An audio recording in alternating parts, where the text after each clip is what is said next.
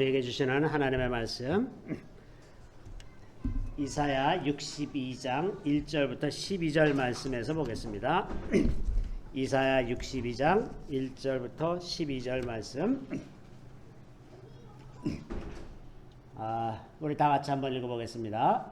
나는 시온의 의가 빛같이 예루살렘의 구원이 횃불같이 나타나도록 시온을 위하여 잠잠하지 아니하며 예루살렘을 위하여 쉬지 아니할 것인즉 이방 나라들이 내 공의를 묻 왕이 다 내 영광을 볼 것이요 너는 여호와의 입으로 정하실 새 이름으로 일컬음이 될 것이며 너는 또 여호와의 손의 아름다운 관 내 하나님의 손의 왕관이 될 것이라.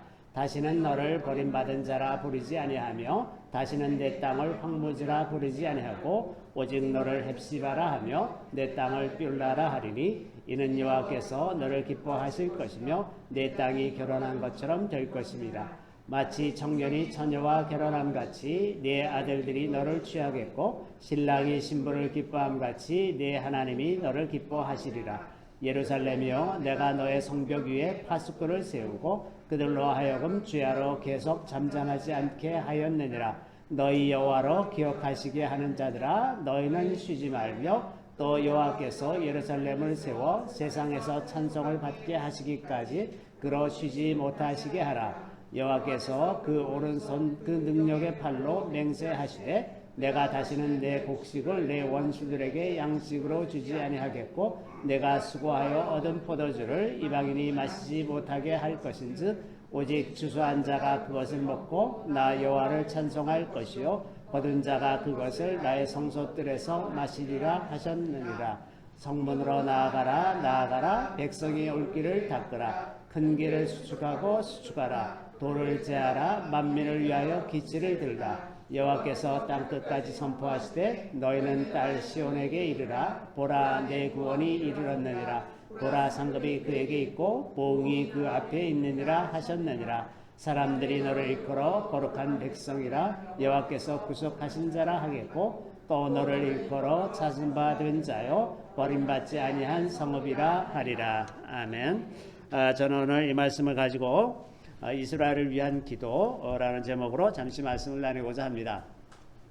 이제 오늘로서 기도에 관한 설교가 이제 20번째로 오늘로 이제 마감을 하려고 하는데요.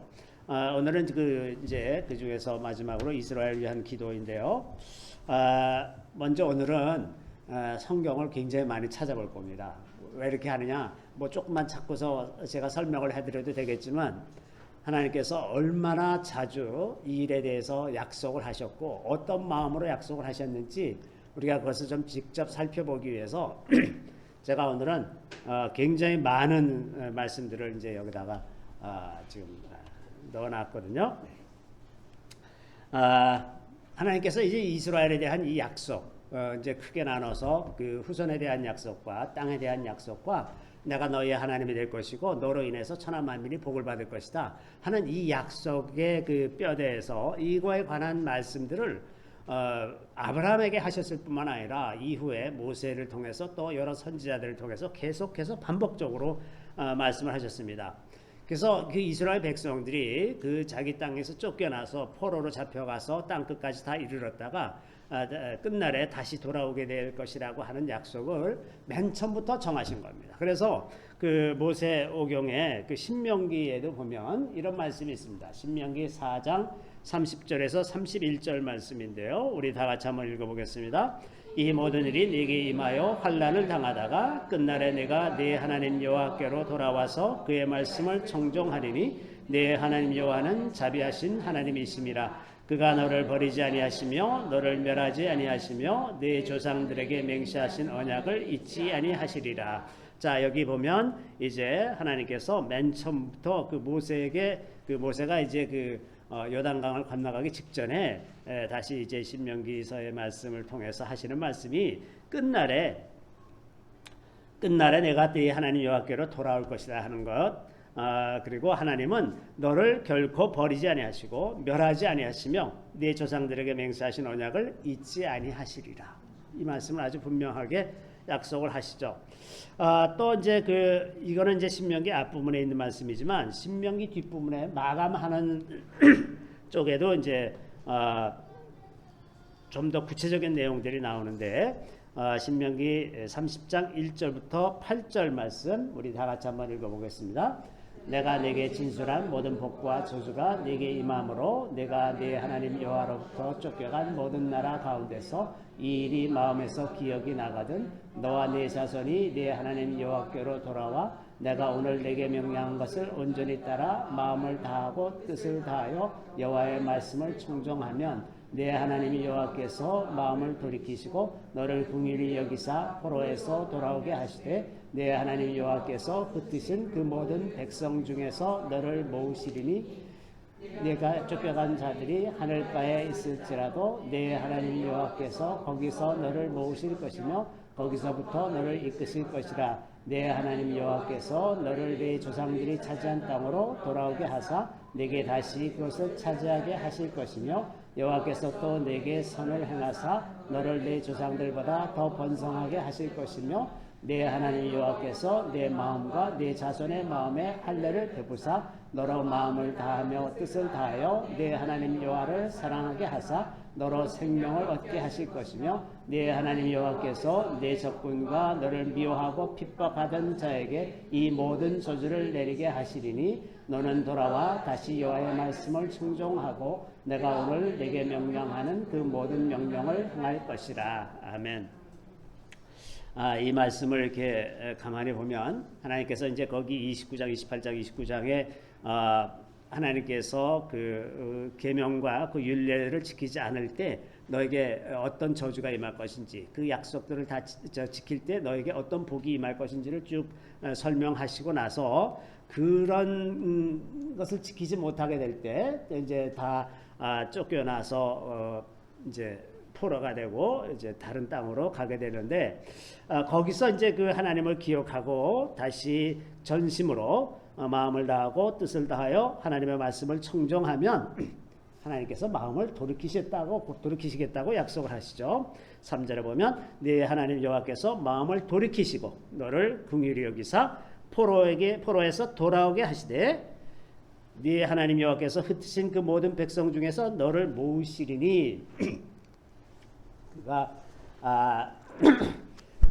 하늘 끝에 있을지라도 다시 돌아오게 할 것이고 거기서부터 너를 이끄실 것이다. 그러면서 5절에 분명히 내 하나님께서 어디로 돌아오냐 하면 네 조상들이 차지한 땅으로 돌아오게 하사 네게 다시 그것을 차지하게 하실 것이며 네? 분명히 차지한 땅으로 조상들이 차지한 땅으로 돌아오게 하사 이렇게 말씀하시죠. 그래서 다시 그걸 차지하게 하시는 그런 약속이죠.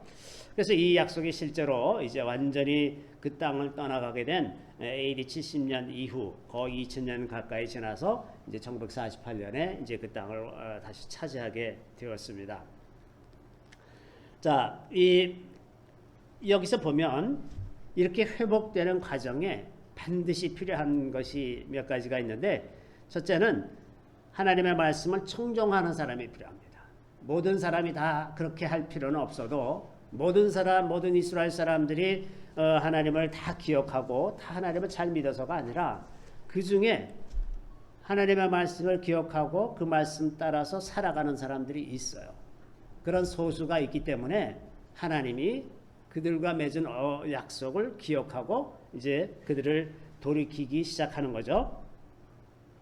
그래서 그 약속을 기억하는 사람들 그리고 하나님께 의지하는 사람들이 반드시 있어야 된다는 것이고 두 번째는 여기서 이제 굉장히 놀라운 약속을 하는 것은 그 6절에 보면 내 하나님 여호와께서 내 마음과 내 자손의 마음에 할례를 베푸사.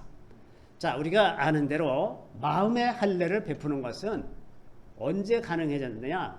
성령께서 오시고 나서 가능해진 겁니다. 그 전에는 사람이 아무리 자기 마음에 할례를 하고자 해도 할례를 할 방법이 없어요. 칼로 자기 가슴을 아무리 찢어도 그게 할례가 되는 것이 아니죠. 마음의 할례를 하는 것은 오직 성령께서만이 하실 수 있는 일이니까 이것은 이미 하나님께서 모세에게 말씀하실 때 성령을 보내주시고 다시 말해서 예수 그리스도를 보내주시고 죄사함을 얻게 하시며 그러고서 성령을 받게 하시고자 하는 그 계획을 이미 다 정하셨다는 것을 아주 분명하게 알 수가 있습니다. 또 이제 여기서 알 수 있는 것은 너희가 그 하늘가에 하늘 끝에 있을지라도 반드시 이끌어내시겠다. 그것은 역설적으로 하나님께서 이스라엘 백성들을 흩으실 때 땅 끝까지 다 흩으시겠다고 하는 약속입니다. 그래서 이스라엘 후손들이 가지 않은 곳이 없어요. 저 쫓겨간 사람들이 이제 그 유럽에서는 동쪽으로 쫓겨서 러시아, 저 시베리아까지 다 쫓겨가고, 또 많은 사람들이 남미로 쫓겨가고, 아시아, 제가 말씀드린 것처럼 한국, 일본이나 필리핀, 이제 중국, 또 미얀마, 이런 아시아 전역에 지금은 또 미국에 많고, 그래서 이스라엘 백성들이 흩어지지 않은 것이 없을 정도로, 그 아프리카에도 이제 굉장히 많습니다. 여기 지금 남수단에서 오셨는데, 남수단에도 유대인 후손이 살고 있다가 얼마 전에 한 몇 주 전에 이스라엘 국적을 회복해서 다시 돌아간 일이 있었습니다. 그래서 전 세계에 이스라엘 백성들이 다 흩어져 있었는데 그들을 지금 하나님께서 불러내시는 것을 우리가 알 수가 있습니다. 또 이제 이사야 49장 6절부터 15절 말씀도 우리 같이 한번 읽어보겠습니다. 다 같이 읽습니다. 그가 이르시되 내가 나의 종이 되어 야곱의 지파들을 일으키며 이스라엘 중에 보존된 자를 돌아오게 할 것은 매우 쉬운 일이라. 내가 또 너를 이방의 빛으로 삼아 나의 구원을 베풀어서 땅끝까지 이르게 하리라. 이스라엘의 구속자, 이스라엘의 거룩한 이이신 여호와께서 사람에게 멸시를 당하는 자, 백성에게 미움을 받는 자, 관원들에게 종이 된 자에게 이같이 이르시되 왕들이 보고 일어서며 고관들이 경배하리니 이는 이스라엘의 거룩하시니 신실하신 여호와 그가 너를 택하였습니다.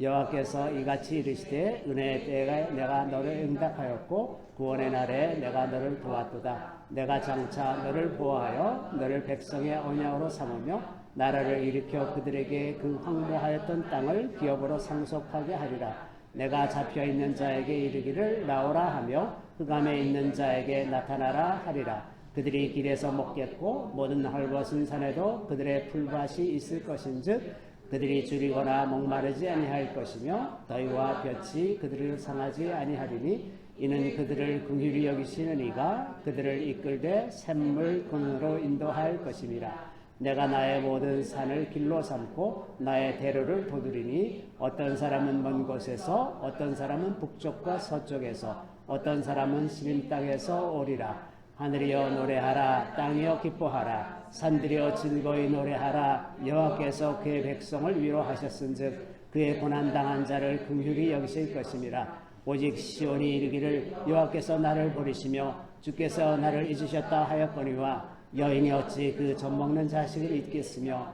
자기 태에서 난 아들을 긍휼히 여기지 않겠느냐. 그들은 혹시 잊을지라도 나는 너를 잊지 아니할 것이라. 아멘. 주님께서 이제 이 이스라엘에게 이사야를 통해서 하시는 말씀이 너희들을 다시 돌아오게 하는 것은 매우 쉬운 일이다. 그거는 정말 너무나 쉬운 일이다. 그보다 더 중요한 일은 뭐냐 하면 내가 너를 이방의 빛으로 삼아 나의 구원을 베풀어 땅끝까지 이르게 하겠다.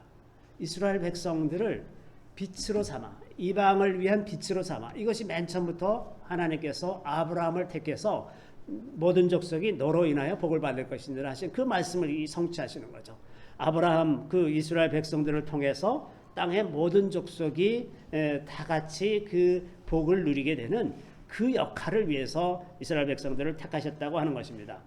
자, 그래서 이제 복음이 이제 땅 끝까지 전해지게 되었고 이제 거의 이제 모든 민족이 복음의 소식을 듣는 그런 시대가 아주 임박해 있는 상태이죠. 자, 그다음에 여기 또 보면 7절에 보면 여기 뭐라고 되어 있냐 하면 이렇게 돼 있죠. 여호와께서 사람에게 멸시를 당하는 자, 백성에게 미움을 받는 자, 관원들에게 종이 된 자. 자, 유대인들이 2000년 동안 멸시를 당하고 미움을 받고 종이 된 상태에서 살았어요. 그죠? 정말 유대인들처럼 저런 상태를 그렇게 오랫동안 지속한 민족은 세상에 없습니다. 다들 어느 한 민족에 동화되거나 섞여 들어가서 그 정체성을 다 잃고 말았는데 유대인들이 너무나 오랜 세월을 멸시를 당하고 미움을 받고 관원들에게 종이 된 그런 삶을 살았었는데 그들에게 주님이 하시는 말씀이 왕들이 보고 일어서며 고관들이 경배하는 사람들이 그들을 대해서 이제는 그들을 경배하고 그들에게 존경을 표하는 그런 때가 올 것이다 하는 겁니다. 신실하신 하나님께서 택하셨기 때문에 그렇게 하실 것이라는 말씀을 하십니다.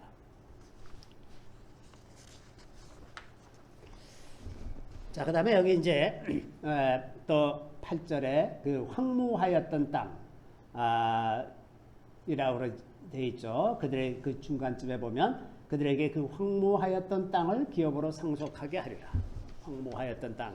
제가 지난번에 이스라엘 세미나를 통해서 말씀드릴 때 그 마크 트웨인에 관한 이야기를 잠깐 했었는데 제가 그 마크 트웨인이 쓴 책을 찾았어요. 찾아가지고 이제 구글에서 검색을 해보니까 그게 오래된 책이라서 저작권이 없습니다. 그래서 여러분들 찾아보려면 찾아볼 수가 있는데 마크 트웨인이 이제 1867년에 유럽에서 소아시아를 거쳐서 이제 이스라엘하고 그다음에 이집트까지 그 세계 여행을 했어요.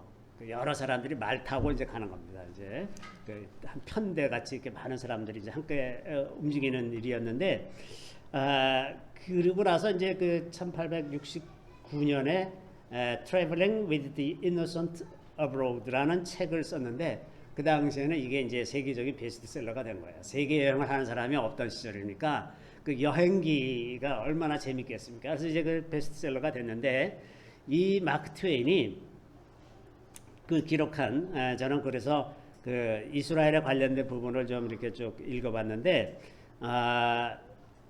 지난번에 제가 말씀드릴 때 그 갈릴리 지방의 그 호수 큰 호숫가에 지금도 가보면 갈릴리는 너무나 살기 좋은 곳이에요. 기후도 참 온화하고 땅도 비옥하고 참 좋은데 그 당시에는 갈릴리 호수에 그 배가 하루 종일 다녀도 배가 두 척밖에 없었고 배를 타고 건너가자 그랬더니 그 사람들이 이제 도망가서 그 타지 못했다는 그런 기록도 있고요.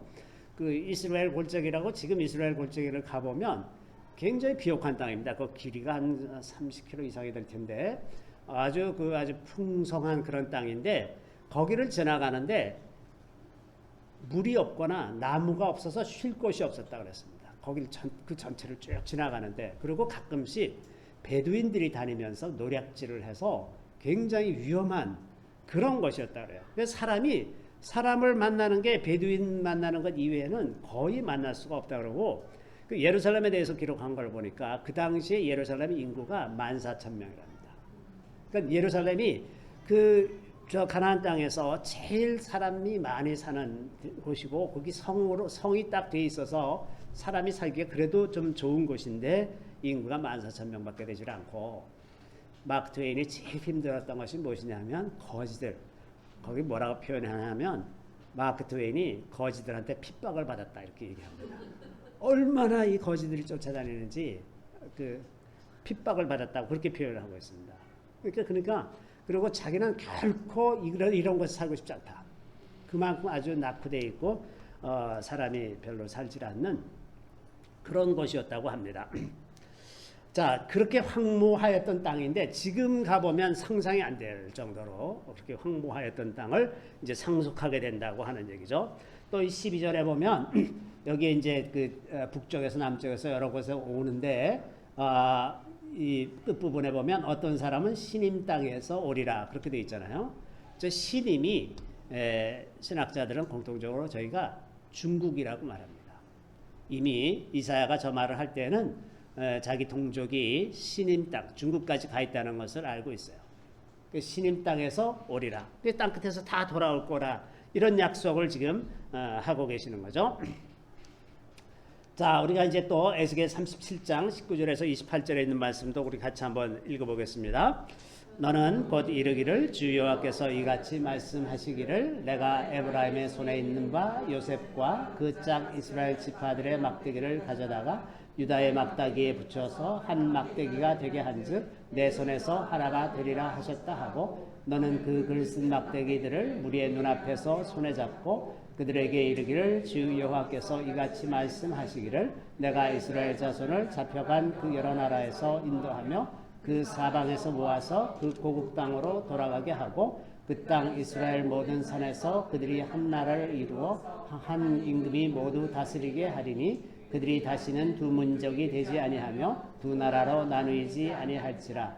그들이 그 우상들과 가증한 물건과 그 모든 죄악으로 더 이상 자신들을 더럽히지 아니하리라. 내가 그들을 그 범죄한 모든 처소에서 구원하여 정결하게 한즉 그들은 내 백성이 되고 나는 그들의 하나님이 되리라. 내 종 다윗이 그들의 왕이 되리니 그들 모두에게 한 목자가 있을 것이라. 그들이 내 규례를 준수하고 내 율례를 지켜 행하며 내가 내 종 야곱에게 준 땅 곧 그의 조상들이 거주하던 땅에 그들이 거주하되 그들과 그들의 자자손손이 영원히 거기에 거주할 것이요 내 종 다윗이 영원히 그들의 왕이 되리라. 내가 그들과 화평의 언약을 세워서 영원한 언약이 되게 하고 또 그들을 견고하고 번성하게 하며 내 성소를 그 가운데 세워서 영원히 이르게 하리니 내 처소가 그들 가운데 있을 것이며 나는 그들의 하나님이 되고 그들은 내 백성이 되리라. 내 성소가 영원하도록 그들 가운데 있으리니 내가 이스라엘을 거룩하게 하는 여호와인 줄을 열국이 알려라 하셨다 하라. 아멘. 자, 여기 보면 19절에 보시면 유다와 이스라엘이 이제 하나가 될 것이라고 말합니다. 자, 유다와 이스라엘이 남북으로 갈려서 계속해서 갈등이 많았어요. 그러다가 마침내 북이스라엘은 너무나 많은 우상 숭배를 해서 일찌감치 이제 아수르로 다 포로로 잡혀가고 에스겔이 이 예언을 할 당시쯤에는 그 역사적으로 거꾸로 추적해 보면 이스라엘 백성들 포로로 잡혀갔던 이스라엘 백성들이 자기네가 포로로 잡혀갔던 그곳에서 탈출해서 이미 중국 땅쯤에 다 와 있을 때입니다. 그러니까 아마도 중국쯤으로 갔겠다 하는 소식은 있겠지만 그 사람들이 구체적으로 어떻게 돌아오게 될 것인지 이런 것에 관해서는 전혀 상상도 할 수 없는 그런 때에 에스겔을 통해서 하나님께서 하시는 말씀이 유다와 이스라엘이 하나가 될 것이다.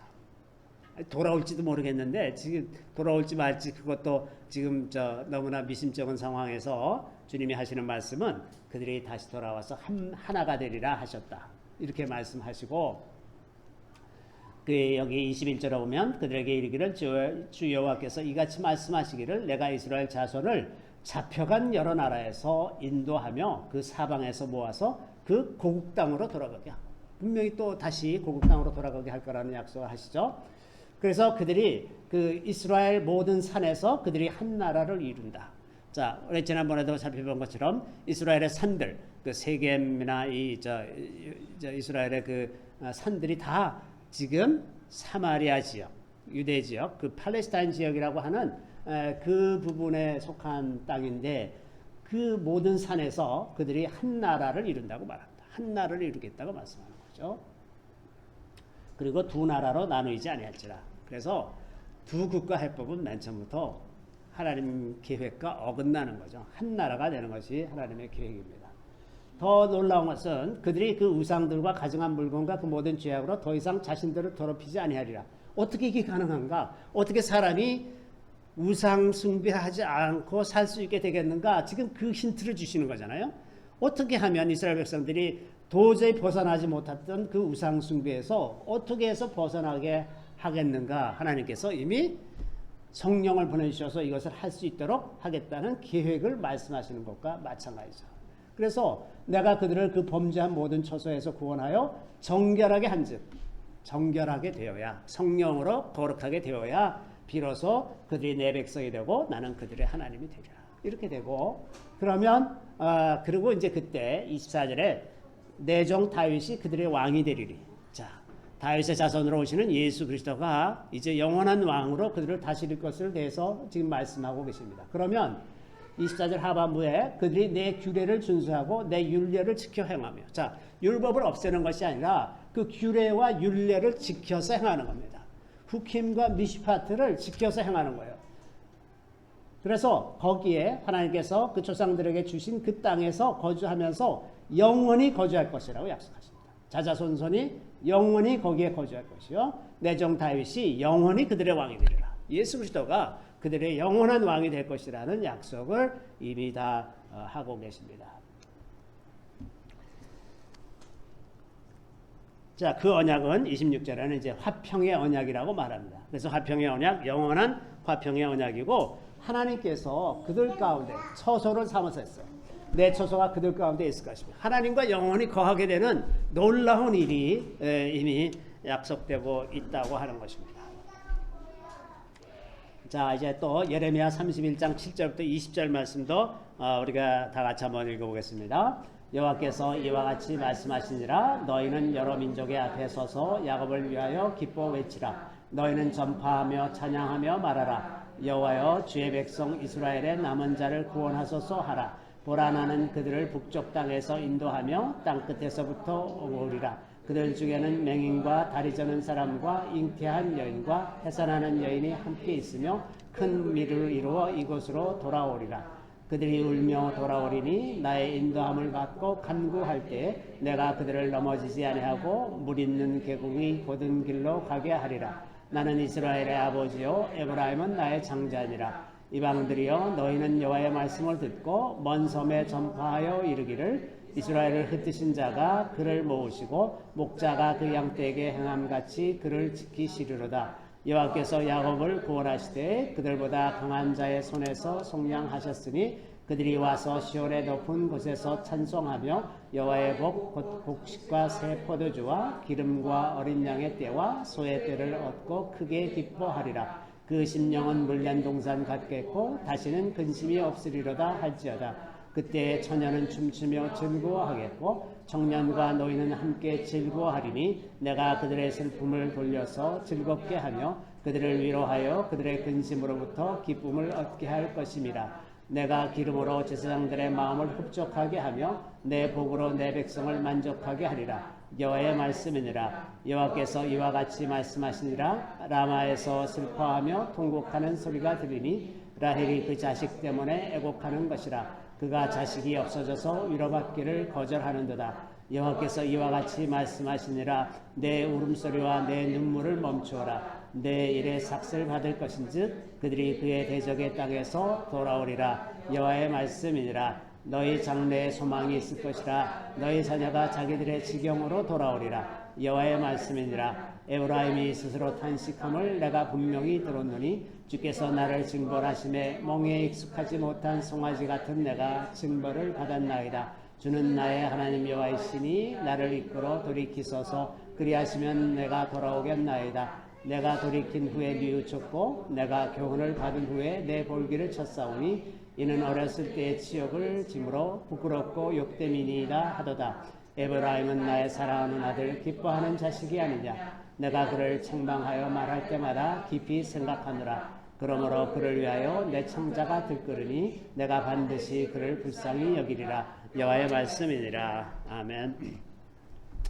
여기 이 마지막 부분에 보면 이 내용은 이제 우리가 지금까지 살펴본 거와 똑같죠. 반드시 돌아오게 될 것이다 하는 그런 말씀이죠.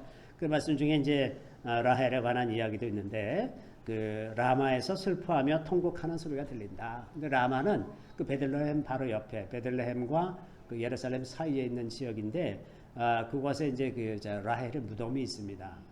근데 그 라헬의 무덤이 있는 곳인데 그 라헬이 통곡하는 소리가 들린다 그랬어요. 왜냐하면 그 라헬의 아들이 요셉과 베냐민이잖아요. 그 요셉의 아들들이 에브라임과 므낫세입니다. 근데 에브라임이 땅 끝까지 다 포로로 잡혀갔어요. 그래서 라헬의 후손이 그 땅에 남아 있질 않는 거예요. 그래서 라헬이 통곡하는 겁니다. 자식이 없어졌으므로 통곡하는 거예요. 그래서 그렇게 통곡하는데 이제 그 통곡이 그치게 될 거다. 다시 말해서 그들의 자손 에브라임으로 대표되는 북이스라엘이 돌아오게 될 것이다 하는 그런 약속이죠. 그러면서 이제 그 마지막에 여기 20절에 보면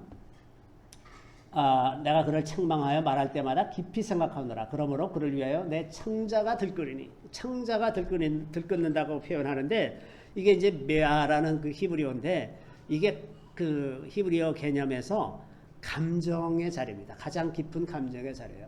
그러니까 창자가 들켜든다 하는 것은 하나님의 마음이 얼마나 마음이 아픈지 모른다.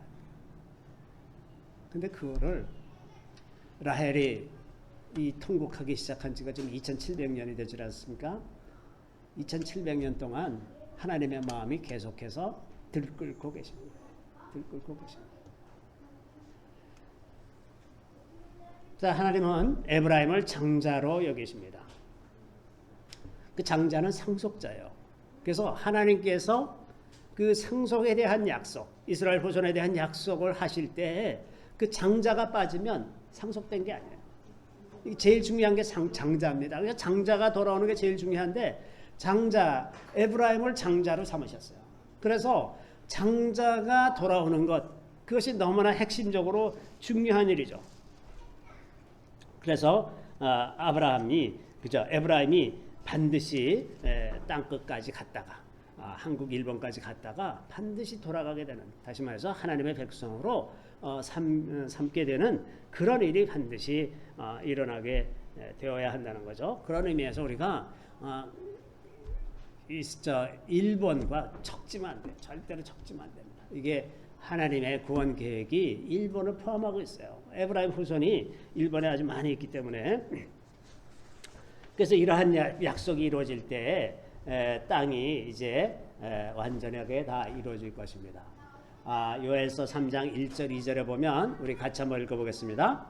보라, 그날 곧 내가 유다와 예루살렘 가운데에서 사로잡힌 자를 돌아오게 할 그때 내가 만국을 모아 데리고 요사밧 골짜기에 내려가서 내 백성 곧 내 기업인 이스라엘을 위하여 거기에서 그들을 신문하리니 이는 그들이 이스라엘 나라들 가운데 흩어버리고 나의 땅을 나누었음이며. 자, 여기 보면 이 요엘이 그 북이스라엘이 멸망당해서 포로로 잡혀가기 전에 이미 이렇게 예언하신 말씀인데, 여기 뭐라고 말씀하시냐면 그 언젠가는 다 돌아오게 하고서 만국을 모아서 여호사밧 골짜기에 내려가서, 여호사밧 골짜기는 예루살렘 바로 앞에 있는 골짜기입니다. 여호사밧 골짜기에 내려가서 거기서 이제 그 열방을 심판하게 될 텐데, 그 심판하시는 목적이 이스라엘을 여러 나라들 가운데 흩어버린 나라들, 바벨론이나 이제 아수르나 이런 나라들과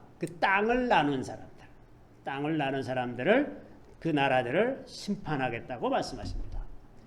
역사상 이스라엘 땅을 지배하고 있으면서 그것을 이스라엘에게 돌려주지 못한 이런 나라들이 다 어려움을 많이 겪었어요. 제일 최근에 그 어려움을 겪은 나라가 영국이죠. 영국이 2차 대전 시작될 때만 해도 해가 지지 않는 나라, 세계 최강대국이었습니다.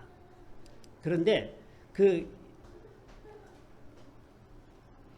1차 대전 이후에 그 가나안 땅을 영국 지배하에 두고 있었음에도 불구하고 이스라엘을 위해서 일하지 않고 계속해서 아랍의 석유와 그 돈에 취해서 계속해서 이스라엘에게 불리한 판결을 해서 이스라엘에게 굉장히 불리한 방법으로 그 땅을 나누었죠. 그래서 2차 대전이 끝나고 나서 순식간에 영국이 아주 작은 국가로 몰락해버리고 말았습니다.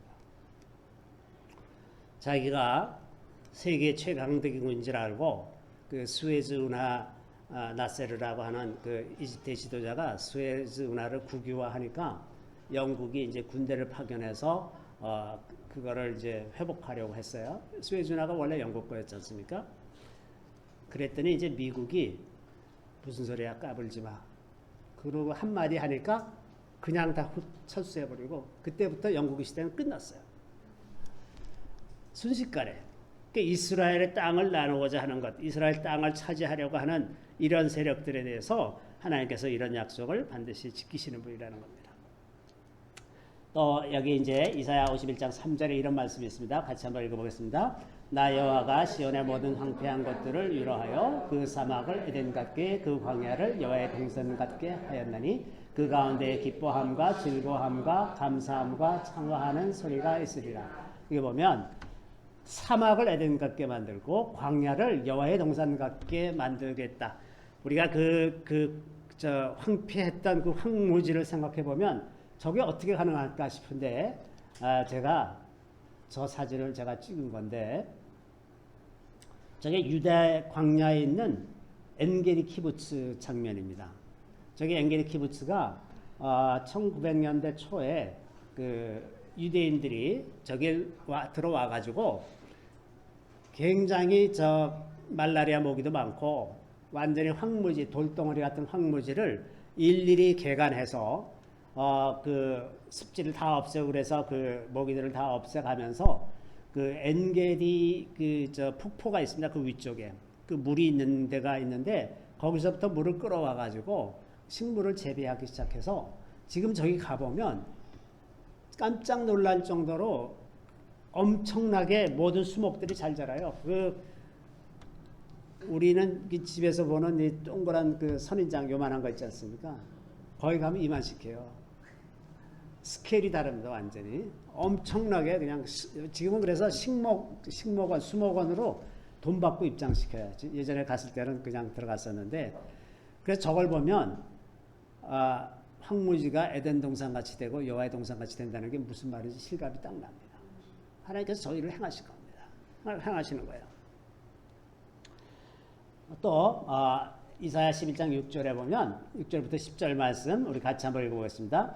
그때 이리가 어린 양과 함께 살며 표범이 어린 염소와 함께 누우며 송아지와 어린 사자와 살진 짐승이 함께 있어 어린아이에게 끌리며 암소와 곰이 함께 먹으며 그것들의 새끼가 함께 엎드려 사자가 소처럼 풀을 먹을 것이며 젖먹는 아이가 독사의 구멍에서 장난하며 젖된 어린아이가 독사의 굴에 손을 넣을 것이라. 내 거룩한 산 모든 곳에서 해됨도 없고 상함도 없을 것이니 이는 물이 바다를 덮은 같이 여호와를 아는 지식이 세상에 충만할 것임이니라. 그날에 이새의 뿌리에서 한 싹이 나서 만민의 기치로 설 것이요 열방이 그에게로 돌아오리니 그가 거한 곳이 영화로우리라. 자, 저 약속이 있습니다. 저 약속은 그러니까 어린아이와 그 저 독사, 염소, 사자 뭐 이런 것들이 다 같이 지내는데 사자가 풀을 먹는 저런 상황으로 돌아가는 거예요. 이 약속이 있는 거죠. 이 약속. 그래서 그 땅에 대한 약속도 그 땅에서 저런 일들이 일어나는데 그때는 어떤 때가 되느냐 하면 그 구절에 보는 것처럼 물이 바다를 덮은 같이 여호와를 아는 지식이 세상에 충만할 것입니다. 주님께서 다시 오시면 세상의 모든 사람들이 더 이상 복음을 전할 필요가 없이 그냥 다 알아요. 주님이 저기 계시는 분. 그렇게 여호와를 아는 지식이 세상에 충만할 때 그때 이제 저렇게 사자와 어린아이와 같이 노는 그런 날이 될 것이라고 하는 분명한 약속이 있다는 것이죠. 자, 지금까지 이렇게 살펴본 것처럼 하나님의 약속은 너무나 분명합니다. 그리고 너무나 자주 반복되고 있어요. 아주 제가 그 중에서 일부만 말씀드린 건데도 얼마나 많은 약속이 있지 않습니까? 자, 그래서 너무나 분명하게 이런 약속이 이루어질 것입니다. 그런데 그럼 못하러 기도하느냐? 하나님께서 다 이렇게 하시기로 정했는데 못하러 기도하느냐? 여기 오늘 읽은 본문 말씀 6절, 7절 말씀 이 두 절 말씀을 우리 같이 한번 읽어보겠습니다. 예루살렘이여 내가 너의 성벽 위에 파수꾼을 세우고 그들로 하여금 주야로 계속 잠잠하지 않게 하였느니라. 너희 여호와로 기억하시게 하는 자들아 너희는 쉬지 말며 또 여호와께서 예루살렘을 세워 세상에서 찬송을 받게 하시기까지 그로 쉬지 못하시게 하라. 누군가는 하나님을 쉬지 못하시게 하는 사람이 있어야 돼요. 하나님은 쉬실 필요가 없어요. 영이시기 때문에 우리처럼 피곤하지가 않으셔. 그러니까 쉬지 못하시게 하면 돼요.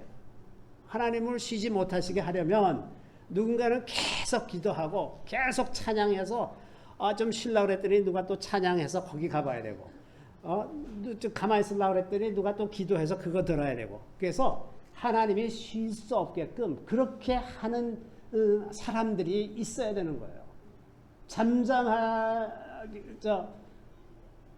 너희 여호와로 기억하시게 하는 자들아 너는 쉬지 말고 하나님께로부터 하나님 이런 약속을 하시지 않으셨습니까? 하나님 이런 약속을 하지 않으셨습니까? 그것을 자꾸 상기시켜서 하나님이 그 일을 행하시도록 이끄는 사람들이 있어야 되는 거죠. 그래서 우리가 기도를 해야 하는 겁니다. 하나님의 약속이 아무리 많다고 하더라도 반드시 그것을 위해서 기도해야 되는 사람이 있어야 되고 자, 파수꾼을 세워서 저렇게 한다고 그렇게 말씀하시는데 파수꾼이 하는 역할이 뭡니까? 첫 번째는 대적이 오면 그것을 미리 알려야 되는 역할이 있고, 두 번째는 파수꾼이 하는 일이 새벽에 오는 것을 알려야 되는 역할이 있습니다. 그 시대를 분별해서 사람들에게 알려야 되는 의무가 있어요. 지금 이제 주님이 다시 오실 때가 되었다. 지금 마지막 때가 되었다. 지금 정신을 차려라. 이걸 외치는 사람이 있어야 되는 것이고, 또 적이 오는지 그것을 분별해서 그들을 이제 막아달라고 외치는 사람이 있어야 되지 않겠습니까? 그래야 하나님의 뜻이 온전히 이루어질 테니까 저 파수꾼의 역할을 하는 사람이 있어야 되는 것입니다. 우리가 꼭 이스라엘에 가 있지 않아도 우리는 얼마든지 이스라엘을 위한 파수꾼의 역할을 할 수가 있는 것이고, 이스라엘뿐만 아니라 이 나라를 위해서 또 여러 나라들을 위해서 그 파수꾼의 역할을 하는 사람들이 있어야 되는 것이 너무나 분명하다 하는 겁니다. 그리고 그걸 언제까지 해야 되냐면 여호와께서 예루살렘을 세워 세상에서 찬송을 받게 하시기까지, 하나님께서 그 예루살렘에 주님께서 임하셔가지고 계속해서 그 찬송을 받으시게 될 때까지, 다시 말해서 주님이 다시 이 땅에 오실 때까지 그 기도하는 일을 계속하는 겁니다. 기도하고 찬양하는 거예요. 그들을 파수해서 악한 자들이 오는 것을 막고 또 이제 그 때를 알려주는 그런 역할을 해야 한다고 하는 것입니다. 자, 또 이제 에스겔 36장 35절에서 38절 말씀, 이것도 한번 같이 한번 읽어보겠습니다. 사람이 이르기를 이 땅이 황폐하더니 이제는 에덴 동산같이 되었고 황량하고 적막하고 무너진 성읍들의 성벽과 주민이 있다 하리니 너희 사방에 남은 이방 사람이 나 여호와가 무너진 곳을 건축하며 황폐한 자리에 심은 줄을 알리라. 나 여호와가 말하였으니 이루리라.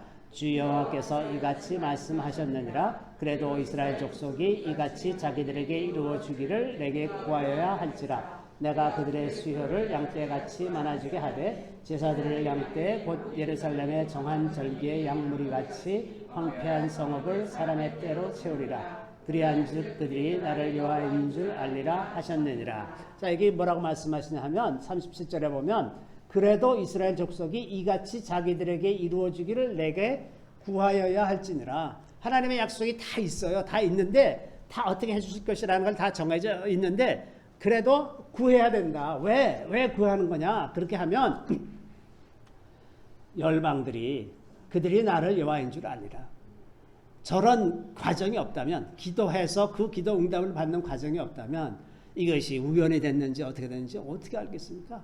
구하는 자가 있어야, 구하는 자가 있어야 저렇게 되는 거구나. 그렇게 알므로써 하나님이 드러나게 되는 거죠. 그래서 하나님을 드러내기 위해서 기도하는 사람들이 반드시 필요하다. 그것은 모든 사람이 기도할 필요는 없어요. 그렇게 되지도 않습니다, 세상에. 그러나 소수라도 구하는 사람들이 반드시 있어야 된다고 하는 거죠. 그래서 하나님은 하나님의 모든 일이 있어 언제나 동역자가 필요합니다. 이 땅에서 하나님의 뜻을 이해하고 그 뜻을 따라 구하는 사람이 반드시 필요합니다. 그래야 하나님의 계획이 이 땅에 이루어지도록 합니다. 자, 모든 믿는 사람은 다 하나님의 동역자입니다. 하나님께서 자기의 일을 위해서, 그 일을 나타내시기 위해서 우리를 부르셨다고 하는 겁니다. 그런데 모든 사람들이 다 기꺼이 하나님의 동역자가 되는 것은 아닐지라도 가능하면 하나님의 뜻에 동참해서 사는 것이 우리의 삶을 온전케 하는 방식입니다. 왜냐하면 하나님께서 우리 인생을 이 땅에 보내실 때 하나님께서 계획하신 그것이 온전히 이루어지도록 할 때 우리 인생이 온전한 인생이 되는 거죠. 우리가 거기에 어떤 다른 것을 섞는 것보다는 하나님께서 계획하신 바대로 사는 것이 우리가 가장 충만한 삶을 살 수 있는 방법입니다. 그래서 그렇게 사는 자들에게 주시는 기쁨이 있어요. 그러니까 동역자로 사는 기쁨이 다른 어떤 세상의 기쁨, 세상이 줄 수 없는 그런 기쁨을 누릴 수 있는 우리 인생의 선택이 된다고 하는 것입니다. 그것을 위해서 우리에게 기회의 문을 열어주시고 각종 은사들을 주셨어요.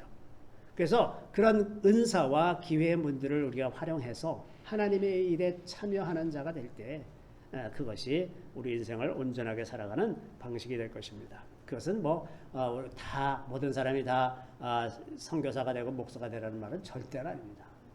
하나님은 그걸 원하시는 것이 절대로 아니고 우리가 각자 삶의 초소가 있어요. 어떤 사람들은 직장에서, 가정에서, 또 혹은 다른 커뮤니티에서 이런저런 만남을 가지고 사는데 그런 만남들, 그런 관계를 통해서 하나님께서 하시고자 하는 일이 있다는 거죠. 그 하시고자 하는 일에 충실하게 사용될 수 있는 사람이 되기 위해서 거기에 하나님의 뜻을 나타내고 하나님의 뜻이 이루어지는 그러한 삶을 살기 위해서 우리가 하나님의 동역자가 될 필요가 있다는 겁니다.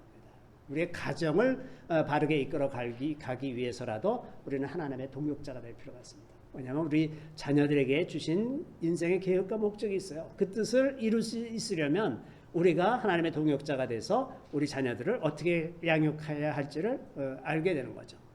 자, 그래서 우리의 삶은 하나님과 동역하는 삶이 될 수밖에 없습니다. 그리고 우리가 왜 기도해야 되는가? 우리는 하나님을 이 땅에서 드러내기 위해서 기도해야 한다 하는 것입니다. 그래서 이제 좀 정리를 하면 우리가 이스라엘을 위해서 기도할 때 무엇을 위해서 기도할 것인가? 첫 번째는 우리가 지금까지 계속 기도해 오는 것처럼 이스라엘과 예루살렘의 마지막 성령의 역사가 나타나도록 기도해야 합니다.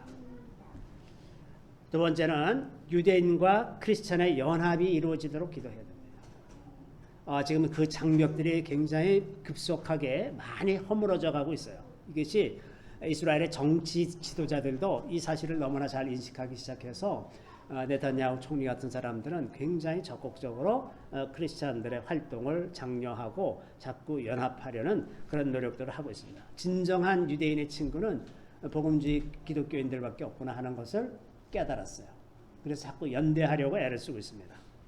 세 번째는 이 복음을 전하는 자, 유대인들에게 복음을 전하는 자들이 이제 성령 충만해서 지금 말씀드린 것처럼 파수꾼의 역할, 기도와 찬양의 용사가 되도록 이런 사람들이 이스라엘의 복음을 전할 수 있도록 그런 사람들이 많이 일어날 수 있도록 기도할 필요가 있습니다. 네 번째는 이스라엘과 팔레스타인이 나뉘지 아니하고 한 나라를 이루도록 이제 9월 달에 새 중동 평화안이 발표될 터인데 이 방법으로 갑니다. 그래서 그것이 이제 이루어지도록 많은 방해가 있고 어려움이 많이 있겠지만 그 방향으로 이제 계속 갈 수 있도록 우리가 기도할 필요가 있고 마지막으로 이스라엘과 예루살렘의 평화를 위해서 기도해야 합니다. 시편 122편 6절에 있는 말씀처럼 예루살렘의 평화를 구하라. 예루살렘의 평화를 구하는 자는 예루살렘을 사랑하는 자는 형통하리로다. 하나님의 약속입니다. 예루살렘을 위해서 구하는 자들은 형통한 삶을 살게 될 것입니다. 잠시 기도하겠습니다. 우리 주님을 찬양합니다. 주님, 우리가 이스라엘을 향한 우리 주님의 마음을 품게 되기를 구합니다. 주님께서 마음 아파하시는 일로 우리도 아파하며 주님께서 원하시는 대로 기도하고 파수꾼의 일을 감당하며 선포하고 찬양하는 자가 되어서 주님의 뜻을 이 땅에 이루는 저희들이 다 되게 하여 주시기를 원합니다. 주님, 우리는 다 주님의 동역자가 되기를 원합니다. 주님의 뜻대로 모든 일들을 구하고 주님의 인도하시는 대로 있을 곳에 있으며 설 곳에 서게 하여 주시옵소서. 주께서 우리를 통해서 하시고자 하는 일들을 우리가 온전히 행할 수 있도록 분별하고 깨닫는 지혜도 또한 허락하여 주시기를 원합니다. 우리의 눈을 열어보게 하시고 귀를 열어 듣게 하시고 주께서 말씀하실 때 순종하며 따라갈 수 있게 도와주시옵소서. 우리 주님을 찬양합니다. 주님 감사하옵고 예수 그리스도의 이름으로 기도드리옵나이다. 아멘.